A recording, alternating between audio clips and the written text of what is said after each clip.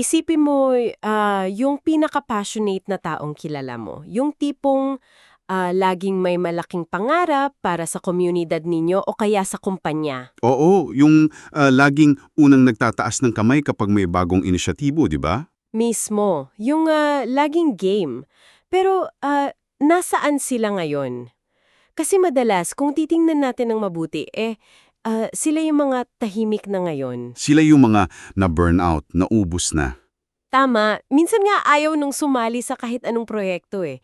Kaya ang tanong, bakit kaya ang mga taong may pinakamagandang intensyon ang madalas na unang sumusuko? Napakagandang tanong yan. Nakikita natin yan palagi eh. Nagsisimula tayo na parang punong-puno ng enerhiya. Nakikita natin yung dulo, yung perfectong resulta. Parang feeling natin kaya nating baguhin ang mundo, di ba? Oo, walang mga hadlang sa isip natin. Pero pagdating sa mismong pagpapatupad, doon na, unti-unting gumuho ang lahat. At yan mismo ang pag-uusapan natin sa ating malalimang pagsusuri ngayon.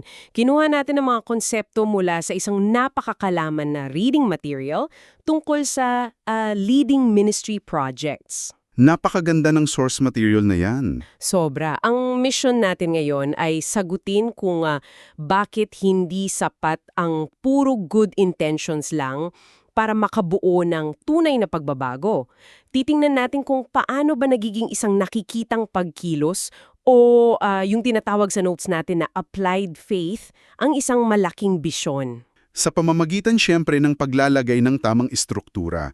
Kaya para sa'yo na nakikinig ngayon, ikaw man ay kasalukuyang nagpaplano ng isang malaking event sa opisina o nangunguna sa isang volunteer drive sa barangay ninyo. O kahit simpleng tao ka lang na may napakalaking personal na pangarap, di ba? Tama. Napakahalaga ng mga linyang pag-uusapan natin. Sasagutan natin kung paano mo isasakatuparan ng pangarap mo ng hindi ka inuuwing wasak. Wasak ang mental at physical na kalusugan. Okay, himayin natin ito. Isipin mo na lang na ang pagkakaroon ng bisyon ng walang malinaw na plano ay parang pagkakaroon ng blueprint ng isang bahay. Oo, magandang drawing. Napakaganda ng drawing talaga. Nakikita mo kung saan nakapwesto ang mga bintana, yung mga pinto, ang bubong. Pero kung wala kang mga materyales at kung wala kang mga karpentero na magtatayo nito, hanggang drawing na lang yun. Hindi ka pwedeng tumira sa loob ng isang kapirasong papel. Mismo. Hindi ka nito masisilungan kapag umulan.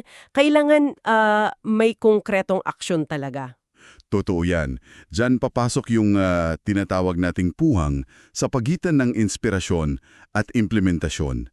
At dito, magandang simulan ang pagtalakay sa konsepto ng applied faith. Yung isinabuhay na pananampalataya. Oo.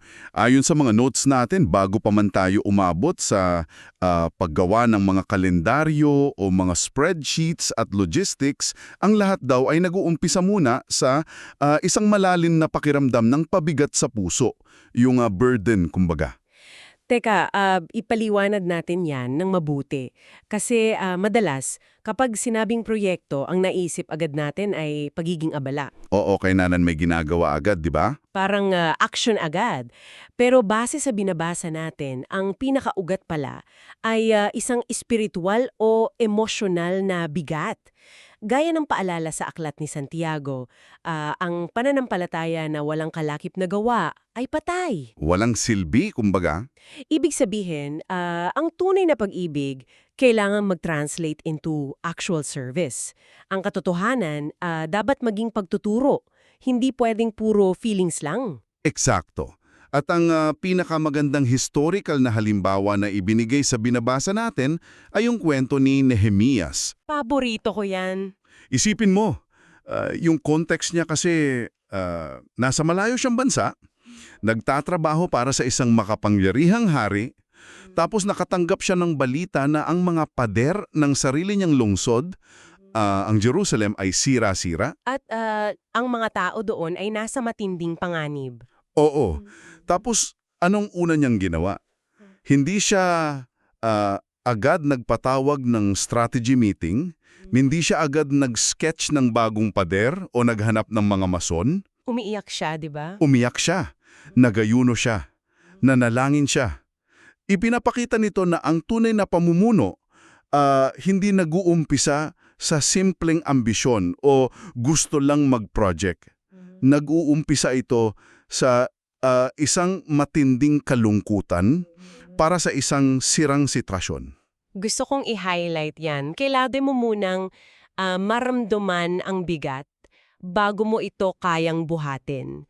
Kasi ang bilis mawala ng excitement, 'di ba? Naku, oo, kapag nandyan na ang problema, Kapag na-stress ka na sa mga kausap mo, kung excitement lang ang puhunan mo, susuko ka na. Pero kung may tunay na burden o pabigat sa puso mo, itutuloy mo kahit mahirap. kasi may malalim na hugot eh. Pero, teka, gusto ko magbigay ng kaunting pushback dito. Paano kung masyado nating haluan ng istruktura? Anong ibig mong sabihin? Kasi, hindi ba kapag nilagyan mo ng sangkatutak na proseso, matimbing administrasyon at mga patakaran ang isang proyekto na nagsimula sa isang dalisay at emosyonal na pasanin, hindi ba nawawala ang pagiging espiritual nito?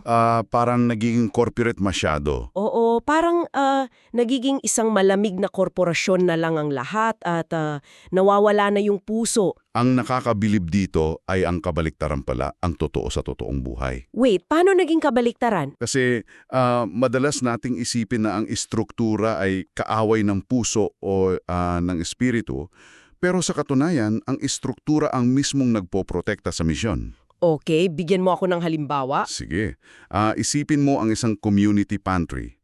Kung gusto mo lang magpakain ng mga tao pero wala kang pila o wala kang limitasyon sa kung ano ang pwedeng kunin, anong mangyayari? Magkakagulo syempre, mag-aaway-away ang mga tao doon. Mismo. At yung mga volunteers mo na gusto lang namang tumulong, uuwing umiiyak sa sobrang pagod at stress. Wait. Gusto kong i-absorb yon. Sinasabi mo ba na ang paggawa ng schedules, ang paglalagay ng security, ang paggawa ng spreadsheets ay isang form of love language sa mga volunteers mo? Oo, parang gano'n na nga. Na kapag inaayos mo ang sistema, pinoprotektahan mo sila? Mismo. Ang paglalagay ng istruktura ay isang direktang anyo ng pag-aalaga. Pinoprotektahan mo ang mga tao mo para hindi sila masaid habang ginagawa ninyo ang inyong misyon. Gets ko na. Kung walang organisasyon, kasi inaakok ng lahat ang trabaho o kaya walang umaako kasi iniisip nila may ibang gagawa. Doon nangyayari ang matinding burnout. Okay. Nag-iibang pananaw ko dyan, dahil na-establish na natin na ang istruktura ay hindi masama at hindi kaaway ng pananampalataya, paano naman natin ngayon i-connect ang panalangin sa aktwal na pagpaplano? Magandang transition yan. Ha? Kasi kadalasan, parang magkaibang mundo sila eh. Yung isa nakaluhod sa kwarto, tapos yung isa nakaharap sa whiteboard nagko-compute. Paano sila naging magkakampi? Balikan natin si Nehemias. Pagkatapos niyang umiyak at manalangin ng ilang araw, hindi siya tumigil doon. Nang magkaroon siya ng pagkakataon na humarap sa hari, mayroon na siyang napakalinaw na plano. Hindi siya nangapa, Hindi talaga.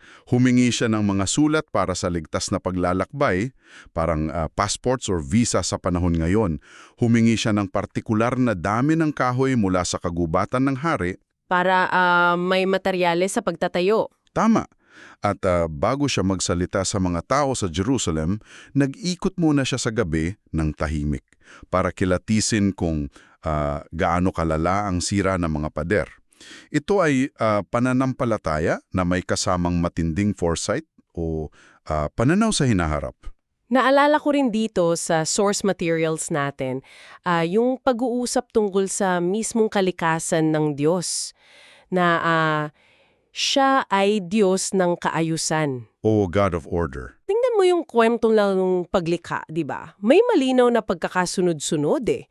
Hindi pwedeng unahin yung mga hayop kung wala pang lupa at tubig. Oh, may sequence talaga? Yung tabernakulo din sa lumang tipan, hindi lang sinabi na gumawa kayo ng tent. May eksaktong sukat kung ilang dipa, anong klasing tela, at anong kulay. Ang detalyado nun. At makikita mo rin yan sa bagong tipan. Dun sa sikat na kwento kung saan pinakain ni Jesus ang 5,000. Isipin mo yung eksena. 5,000 gutom na tao. Naku, riot yan kung walang sistema. Oo, kung nag-multiply lang siya ng tinapay at isda, tapos hinahi sa kanila, magkakaroon ng stampede. Anong ginawa niya bago ang himala? Pinaupo niya ang mga tao ng maayos by groups of 50s and 100s. Oo nga, inorganize muna. Inorganisa niya ang distribution ng pagkain sa pamamagitan ng mga disipulo. At pagkatapos, inutos niyang ipunin ang mga natira para walang masayang. Ang himala ay literal na dumaloy sa pamamagitan ng kaayusan. Wow! Kung gagamit ako ng analogiya para dyan, ang panalangin ay yung taimtim na paghingi natin ng ulan sa langit. Pero ang pagpaplano, yan yung pag-aayos mo ng mga timba at lalagyan sa labas ng bahay para saluhin yung ulan pagdating nito, di ba? Ang ganda ng analogiyang yan. Hindi mo pwedeng sabihin na nagtitiwala ka ng buong puso na uulan kung ni isang baso wala kang inihanda para saluhin ito, di ba? Tumpak, kapag hindi ka naghanda ng timba, mababasa lang ang lupa at masasayang ang ulan. At yan ang magdadala sa atin sa susunod na napakahalagang hakbang. Ano yun? Paano ba natin isasaayos ang mga timba na yan? Paano natin itatranslate yung emosyonal na bigat natin sa isang aktwal na blueprint? May magandang framework na nakalatag dito sa mga binabasa natin. May 3 pangunahing haligi daw ang epektibong pagpapatupad: clarity, timeline, at budget. Napapansin ko sa maraming proyekto, madalas nagkakagulo kasi iba-iba ang intindi ng mga tao sa salitang tagumpay. Yung isa, gusto lang makapagbigay ng konting tulong. Yung isa naman, gusto gumawa ng malaking event. Doon madalas nagkaka-clash ang time. Kaya doon papasok yung unang haligi, clarity o kalinawan. Paano ba natin ito inaayos bilang mga leader? Napakahalagang matukoy ng eksakto ano ba talaga ang gusto nating gawin, para kanino ito, hanggang saan ang sakop natin. Ang kalinawan ay hindi lang basta pagiging strikto. Isa itong anyo ng pag-ibig. Pag-ibig? Bakit naman? Kasi binibigyan nito ng dignidad ang mga taong pinaglilingkuran ninyo. Isipin mo, kung magpapatakbo ka ng medical mission, tapos hindi malinaw kung anong oras magsisimula o sinong mga pasyente ang priority, kawawa yung mga matatandang pipila sa araw nang walang kasiguraduhan. Ay, totoo yan. Kawawa nga sila kung magulo ang sistema. Iginagalang din ng kalinawan ng oras ng inyong mga volunteers. Ang malabong layunin ay mabilis magdulot ng matinding pagkabigo at sama ng loob sa team. Okay, so malinaw na kung ano ang gagawin natin at para kanino. Nakaset na yung clarity. Pero ang napapansin ko, kapag na-excite ang mga tao o nakita nilang malinaw ang plano, gusto nilang tapusin lahat bukas. Oo, yung gawin na natin to agad. Paano natin pipigilan yung pag-aapura na kadalasang nauuwi sa matinding pagod ng buong team? Diyan papasok ang pangalawang haligi, ang timeline.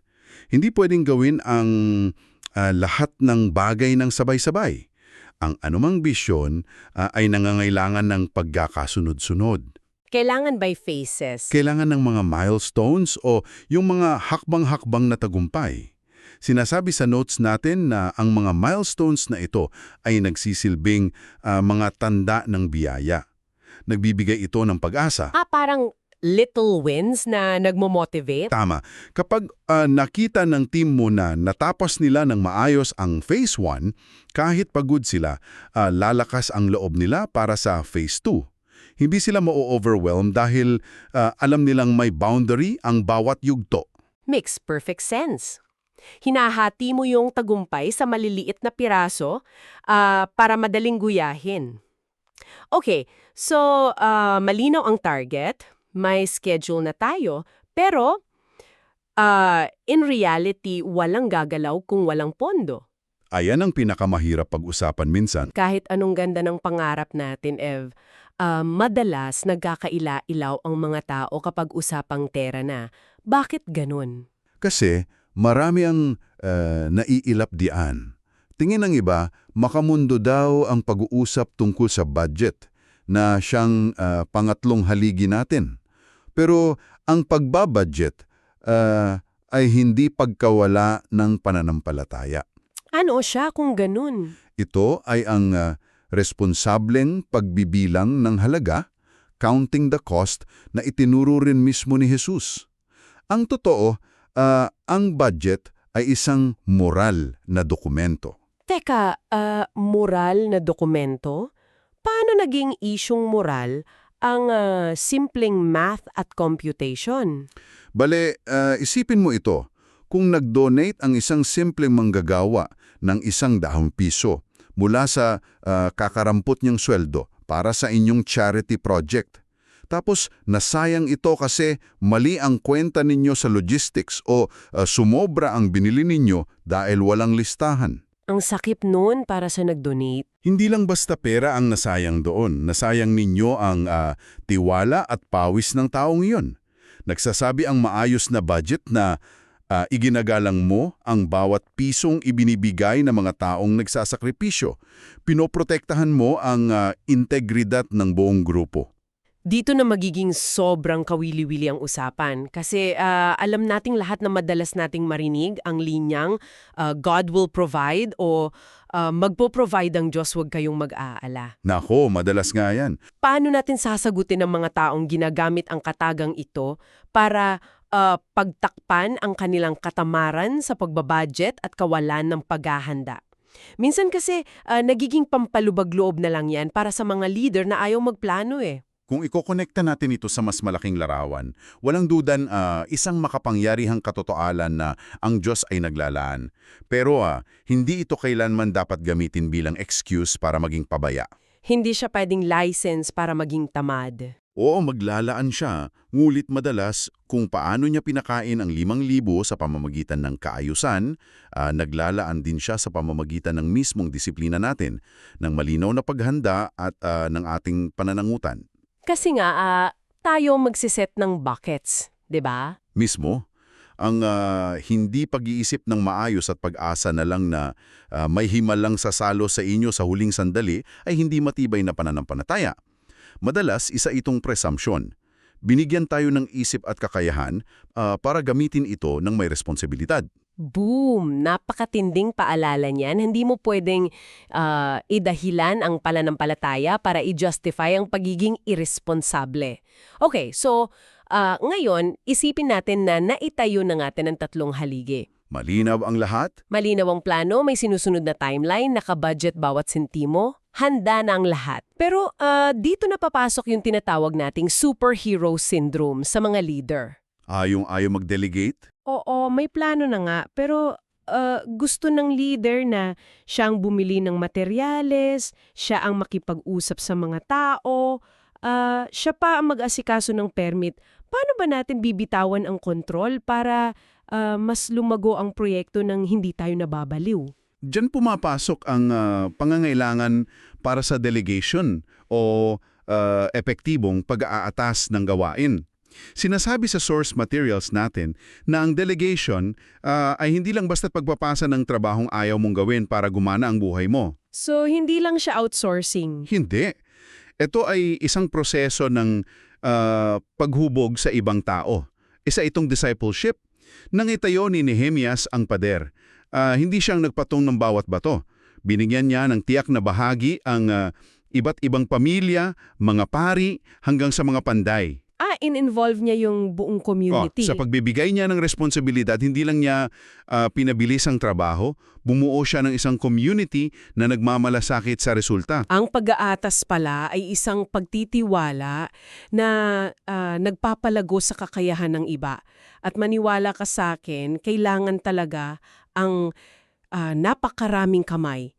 Lalo na kapag nagsimula na ang mga aberya o oposisyon. Kasi hindi maiwasan yan. Kasi kapag may ginagawa kang maganda, siguradong may kokontra talaga. nabanggit sa kwento ni Nehemias, sina Sanballat at Tobia, ang mga taong paulit-ulit na nanira at nagbanta habang ginagawa nila ang pader. Grabe yung pressure na binigay nila doon. Ang galing ng naging tugon niya eh. Hindi siya nagpanik at umatras, pero hindi rin niya itinanggi yung banta at nagkunwaring walang problema. Nagtagala siya ng mga bantay, ipinagpatuloy nila ang paggawa na may hawak na kasangkapan sa isang kamay at espada sa kabilang kamay. Yan ang perpektong larawan ng pagpapatiloy sa kabila ng pagsubok. Kailangan mong maging handa na ipagtanggol ang misyon habang patuloy mo itong itinatayo. Ano ba ang katumbas ng espada at martilyo na yan ngayon? Para sa akin, ito yung nagre-require ka ng profesional sa mga bashers online o nag-aayos ka ng isang legal o PR crisis. Yan yung espada mo. Pero patuloy pa rin ang trabaho. Oo, at the same time, patuloy mong inaayos yung logistics ng relief goods ninyo o yung ginagawa ninyong programa, yan naman yung martilyo.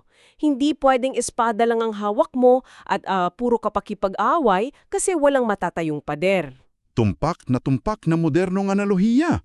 At may isa pang napakahalagang sandalita kwentong iyon nang pilit na pinapababa si Nehemias sa pader ng mga kaaway niya para daw mag-usap sila at magkaroon ng kompromiso.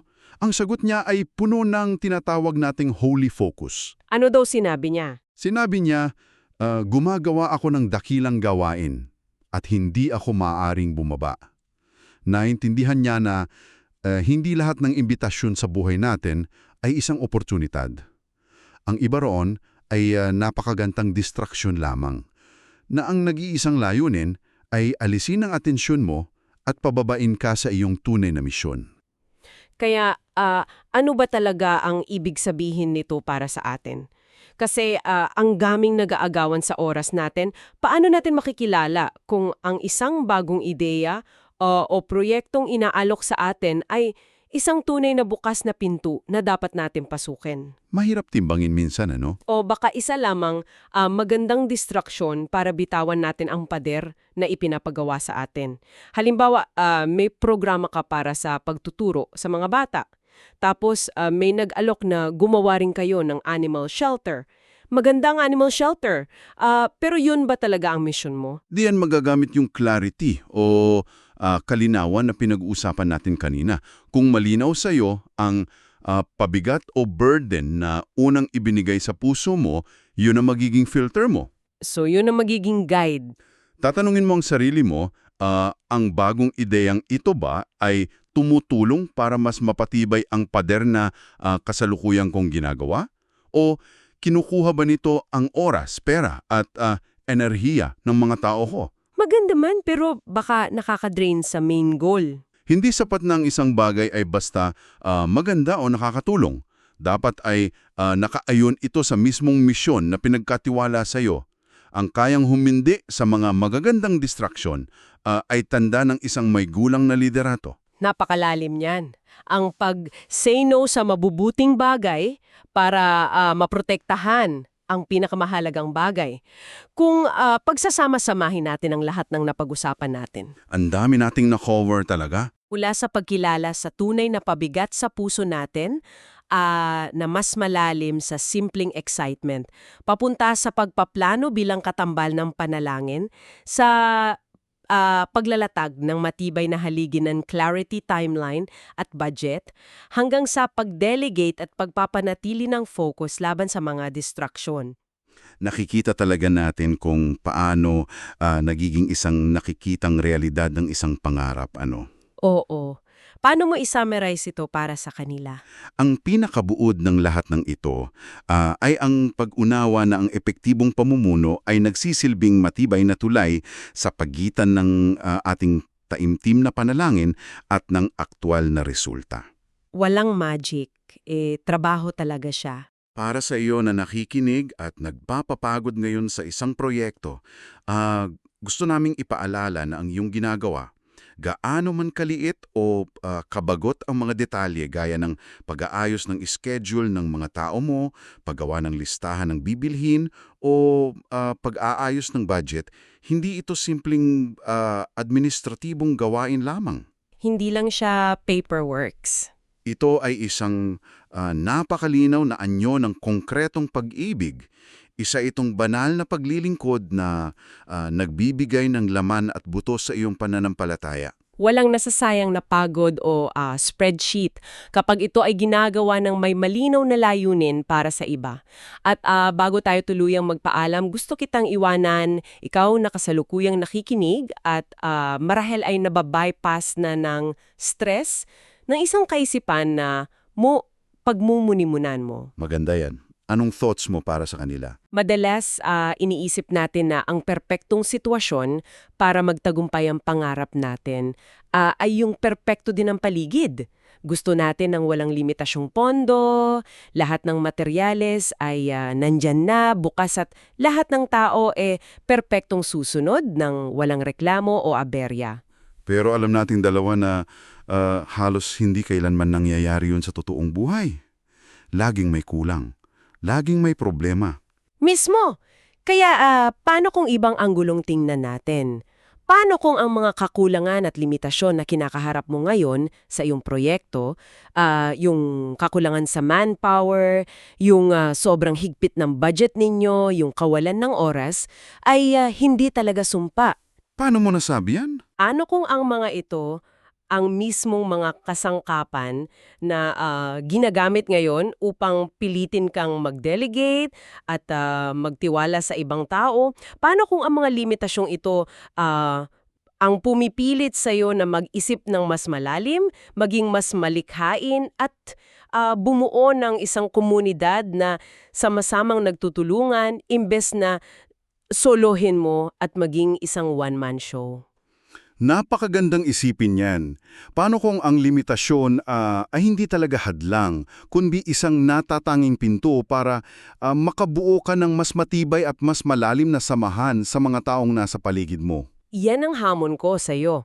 Dahil sa dulo ng lahat ng ito, ang mag-isip, ma-inspire at magplano sa papel ay madali. Pero gaya ng blueprint ng isang bahay na pinag-usapan natin kanina, hindi ito magiging tunay na tahanan hanggat hindi natin tinatawag ang ibang tao. Yung sama-samang nagpapawi sa ilalim ng araw at nagbubuhat ng mga materyales. At matiyagang nagtatayo ng mga pader. Ang pananampalataya at ang mga pangarap natin ay nagiging totoo lamang kapag nagsimula na tayong magtayo ng magkakasama. Hanggang sa muli nating paghihimay, isipin mo kung anong pader ang tinatayo mo ngayon at sino ang mga kasama mong nagpapanday nito.